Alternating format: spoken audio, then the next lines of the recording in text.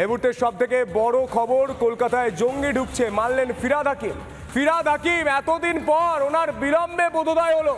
তিনি বলছিলেন সমস্ত রোহিঙ্গা জঙ্গি নয়, এবার তিনি বললেন কলকাতায় জঙ্গি ঢুকছে। তিনি স্বীকার করলেন। চাপে পড়ে ফিরহাদ হাকিম ক্রমশ আমরা প্রশ্ন করে গেছি, একের পর এক প্রশ্ন করে গেছি, ফিরহাদ হাকিম জানলেন কি করে সমস্ত রোহিঙ্গাই জঙ্গি নন? আজ ফিরহাদ হাকিম সেই চাপে পড়ে কার্যত বলছেন কলকাতায় জঙ্গি ঢুকছে, বাংলাদেশে জঙ্গিদের ছেড়ে দিচ্ছে, কলকাতায় জঙ্গি ঢুকছে। ফিরহাদ হাকিম, আপনার বিলম্বে বোধোদয় দেখে প্রত্যেকে অবাক হয়ে যাচ্ছে। আপনার কি বিলম্বে বোধোদয় হলো, না ভোট ব্যাংকের জন্য? যখন দেখতে পাচ্ছেন সাধারণ মানুষ তারাও প্রশ্ন করছেন আপনাকে, তখন আপনি এ কথা বলছেন, এটা এখন সব থেকে বড় প্রশ্ন। বড় খবর, ফিরহাদ হাকিম বলছেন কলকাতাতেও জঙ্গি ঢুকছে, কলকাতায় জঙ্গি ঢুকছে মানলেন ফিরহাদ হাকিম। বাংলাদেশে জঙ্গিদের ছেড়ে দিচ্ছে, বাংলাদেশের সবচেয়ে আছে কলকাতায়, বাংলাদেশের সবাই আছে কলকাতায়। এই জঙ্গিরা কলকাতায় কারা আসছে জানি না, কাদের গ্রেপ্তার করা হচ্ছে জানি না। কলকাতায় জঙ্গি মেনে নিয়েও নির্লিপ্ত মেয়র তিনি মানছেন কলকাতায় জঙ্গি আছে, কিন্তু তিনি কি করছেন? তিনিও তো কলকাতার মেয়র, তিনি কি ভুলে গিয়েছেন? কেন এত উদাসীন কলকাতার মেয়র? জাতীয় নিরাপত্তা নিয়ে বারবার প্রশ্নের মুখে এই বাংলা, এই রাজ্য দাঁড়িয়ে রয়েছে। কিছুই জানেন না রাজ্যের পুরমন্ত্রী, কিছুই জানেন না কলকাতার মেয়র। এটা এখন সব থেকে বড় প্রশ্ন। বাংলাদেশে জঙ্গিদের ছেড়ে দিচ্ছে, সেই খবর তো আমরা প্রথম দিন থেকে দেখাচ্ছি। এতদিন পর ফিরহাদ হাকিমের ঘুম ভাঙলো, না অ্যাসাইনমেন্ট কমপ্লিট হয়ে যাওয়ার পর বিলম্বে বোধোদয় হলো? ফিরহাদ হাকিম কি বলেছেন শোনাবো আপনাদের, শুনুন। এগুলো কিচ্ছু নয়। এখন বাংলাদেশে যেহেতু অনেক রকম ক্রিমিনালদের ছেড়ে দিয়েছে এই সরকার, অ্যাকচুয়ালি নাও দি একটা কান্ট্রি অফ হুলিগেন্স, তারা তাদের ছেড়ে দিয়েছে এখন সব থেকে কাছে এখানে। তাই এখানে কারা আসছে আমি জানি না, কাদের অ্যারেস্ট করছে জানি না, কিন্তু আমাদের দেশে রাজ্য পুলিশ অত্যন্ত সক্রিয়তায়। আপনারা 4টে জঙ্গির কথা বলছেন, কিন্তু 62 দিনে 2টো রেপ মার্ডারের কনভিকশন হয়ে গেল, সেইটা কিন্তু বড় করে দেখাচ্ছেন। ফিরহাদ হাকিম তিনি এতদিন পর বোধহয় বুঝতে পারলেন, বা ঠান্ডা পড়তে হয়তো মাথাটা আর পেটটা ঠান্ডা হলো, তিনি এতদিন পর বুঝতে পারলেন যে কলকাতায় জঙ্গি ঢুকছে। এর আগেও তো কলকাতায় একাধিক জায়গা থেকে জঙ্গি গ্রেপ্তার হয়েছে। পার্ক স্ট্রিট থেকে, আজকে যেখানে মানুষ সব থেকে বেশি ভিড় জমাচ্ছে সেই ওয়াকিং স্ট্রিট পার্ক স্ট্রিটে, সেখান থেকে জঙ্গি গ্রেপ্তার হয়েছে একের পর এক জায়গা। কখনো আরামবাগের মায়াপুর, কখনো মুর্শিদাবাদের খারিজি মাদ্রাসা। এই ছবিগুলো দেখার পরেও ফিরহাদ হাকিম বলেছিলেন সমস্ত রোহিঙ্গা জঙ্গি নয়। এবং তার দলের ভরতপুরের তৃণমূলের বিধায়ক হুমায়ুন কবির বলেছিলেন মুর্শিদাবাদে কোনো জঙ্গি নেই। কিন্তু এই 24 ঘন্টা, 48 ঘন্টা বা এক সপ্তাহ ধরে লাগাতার রিপাবলিক বাংলা চোখে চোখ রেখে বুক চিতিয়ে প্রশ্ন করেছে কোন সাহসে এই কথা ফিরহাদ হাকিম বলছে। ফিরহাদ হাকিমকে কেন জিজ্ঞাসাবাদ করা হবে না? সেই কথা শোনার পর, সেই প্রশ্ন শোনার পর কি ফিরহাদ হাকিমের ঘুম ভাঙলো? আমি এই মুহূর্তে সরাসরি টেলিফোন লাইনে পেয়ে গেছি রাজ্য বিজেপির সভাপতি সুকান্ত মজুমদারকে, কেন্দ্রীয় প্রতিমন্ত্রী সুকান্ত মজুমদার। সুকান্তবাবু, রিপাবলিক বাংলা আপনাকে স্বাগত জানায়।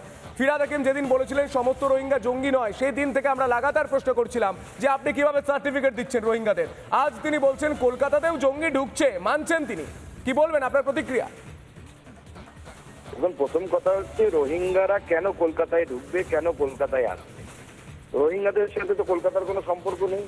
শুধু ফিরহাদ হাকিমের জাতির লোক বলে, ফিরহাদ হাকিম সাহেব মেয়র হয়েছেন বলে তার কলকাতাটাকে কি তার পৈতৃক সম্পত্তি মনে করছেন না? তার পৈতৃক সম্পত্তি গয়ায় থাকতে পারে, কলকাতায় নেই। ফিরহাদ হাকিম সাহেবের পূর্বপুরুষ গয়া থেকে এসেছিলেন এই পশ্চিমবঙ্গে কাজ করতে, লেবারে কাজ করতে। তো স্বাভাবিকভাবে তার যদি পৈতৃক সম্পত্তি বিলি করার ইচ্ছে তাকে গয়াতে গিয়ে বিলি করতে বলুন। আর ওনাকে সার্টিফাই করার ক্ষমতা কে দিল যে কে জঙ্গি না? নাকি উনি পক্ষান্তরে জঙ্গিদের সমর্থকের কাজ করছেন? সুকান্তবাবু, আপনার কাছে আমার আরো একটা ছোট্ট প্রশ্ন রয়েছে। এই হুমায়ুন কবির, এই ফিরহাদ হাকিম যে মন্তব্যগুলো করছেন, সিদ্দিকুল্লাহ চৌধুরী যে মন্তব্যগুলো করছেন, আপনার কি মনে হয় কেন্দ্রীয় তদন্তকারী সংস্থা যারা দেশের স্বার্থে কাজ করে তাদের উচিত এনাদেরকে ডেকে জিজ্ঞাসাবাদ করা? দেখুন, কেন্দ্রীয় তদন্তকারী সংস্থা কাদের জিজ্ঞাসাবাদ করবে না করবে সেটা তো আমি আপনি বলে দিতে পারি না।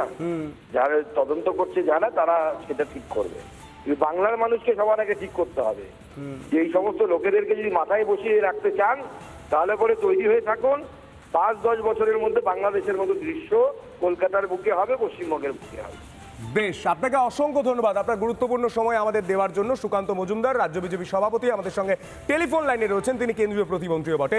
তিনি যেটা বলছেন যে এটা কলকাতায় কেন আসবে রোহিঙ্গারা, কারা কলকাতাটা চালাচ্ছে, কলকাতার মাথায় কে বসে রয়েছে, কলকাতার মেয়রের নাম কি? ফিরহাদ হাকিম। সেই ফিরহাদ হাকিম এতদিন পর বুঝতে পারছেন কলকাতায় জঙ্গি ঢুকছে। আমি শোনানোর চেষ্টা করব ফিরহাদ হাকিম কি বলেছেন আরো একবার। এগুলো কিচ্ছু নয়।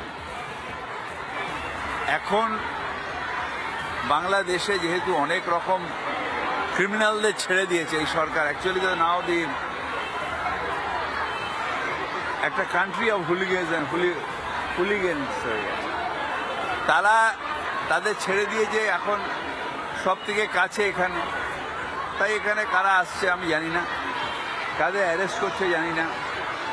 কিন্তু আমাদের দেশে রাজ্য পুলিশ অত্যন্ত সক্রিয়তায়, আপনারা 4টে জঙ্গির কথা বলছেন, কিন্তু 62 দিনে 2টো রেপ মার্ডারের কনভিকশন হয়ে গেল, সেইটা কিন্তু বড় করে দেখাচ্ছেন। এই মুহূর্তে আমাদের সঙ্গে টেলিফোন লাইনে রয়েছেন বিকাশ রঞ্জন ভট্টাচার্য, আইনজীবী। আপনাকে স্বাগত জানাই রিপাবলিক বাংলায়। বিকাশবাবু, কি বলবেন? ফিরহাদ হাকিম কলকাতার মেয়র, তিনি বলছেন কলকাতায় জঙ্গি ঢুকছে কারণ বাংলাদেশে জঙ্গি ছেড়ে দেওয়া হচ্ছে। কলকাতা ডেস্টিনেশন হচ্ছে কেন জঙ্গিদের? সেটা তো শুধুমাত্র কলকাতার মেয়র তো কোনো প্রশাসনিক দায়িত্ব নেই। জঙ্গিরা ঢুকছে কি করে, জঙ্গিরা ঢোকাচ্ছে, এই দায়িত্বটা মূলত থাকে রাজ্য সরকার এবং কেন্দ্রীয় সরকারের উপর। কলকাতার মেয়রের ঘাড়ে এই দোষটা চাপানো বোধ ঠিক হবে না। তার হয়তো বোঝার ক্ষেত্রে কিছু ভুল থাকতে পারে, আবল তাবল কথা তিনি বলে ফেলেন না বুঝে, সেটা ভিন্ন কথা। কিন্তু জঙ্গি অনুপ্রবেশ ঠেকাতে গেলে কেন্দ্রীয় এবং রাজ্য সরকারকে যৌথভাবে উদ্যোগ নিতে হবে, তা না হলে খুব মুশকিল। বেশ, বিকাশবাবু, আপনাকে অসংখ্য ধন্যবাদ আমাদের সময় দেওয়ার জন্য। বিকাশ রঞ্জন ভট্টাচার্য আমাদের সঙ্গে টেলিফোন লাইনে ছিলেন।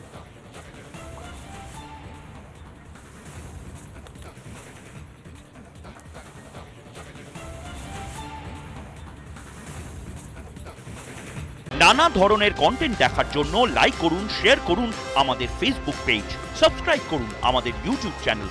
পাশাপাশি অন্যান্য ব্রেকিং নিউজের জন্য অবশ্যই চোখ রাখুন রিপাবলিক বাংলায়।